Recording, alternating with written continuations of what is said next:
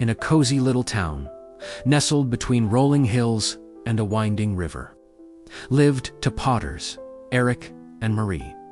Their workshops sat side by side, sharing a courtyard fragrant with clay and wildflowers.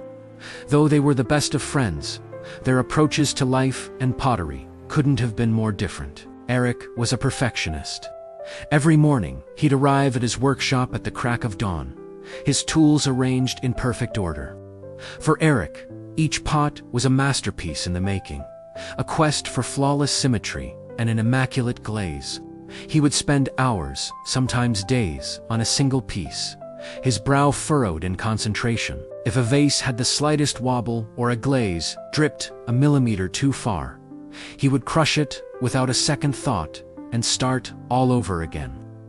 His shelves displayed a few but absolutely perfect creations. They were stunning, but they were few.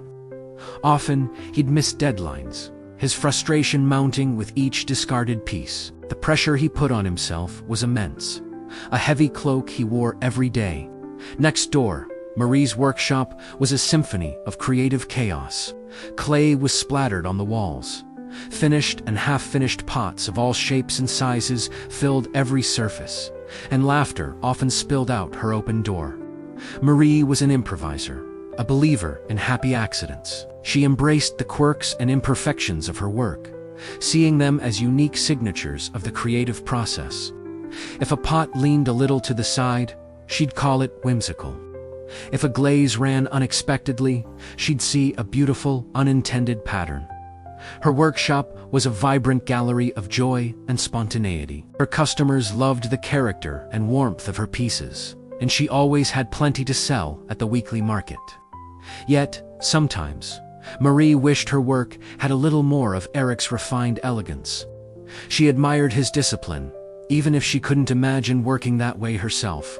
One day, the town announced its annual arts festival, the biggest event of the year. The grand prize was a commission to create a large ceramic mural for the new town hall. It was a huge opportunity. Éric immediately envisioned a grand, intricate design. He spent a week just sketching, refining every curve and detail. He bought the finest clay and mixed the most precise glazes.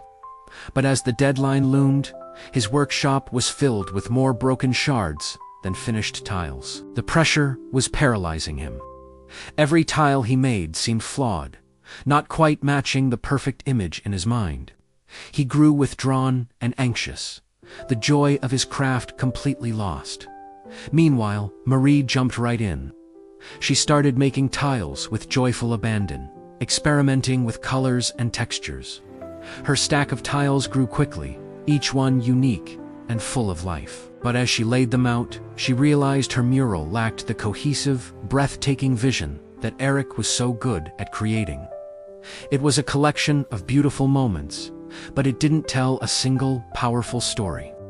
She looked at her cheerful but jumbled collection and felt a pang of self-doubt. One evening, Marie noticed the light was still on in Éric's workshop. She found him, sitting amidst a pile of shattered clay, his head in his hands. "I can't do it, Marie," he said, his voice heavy with defeat. "It's never good enough." Marie sat down beside him.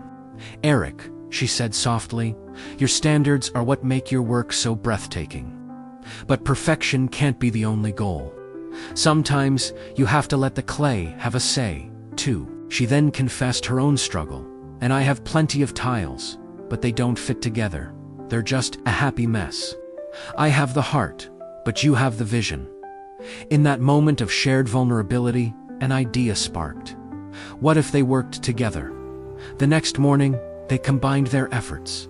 Éric, with his meticulous planning, designed a stunning, flowing river scene for the mural. He laid out the grand design, the framework that Marie's work had been missing.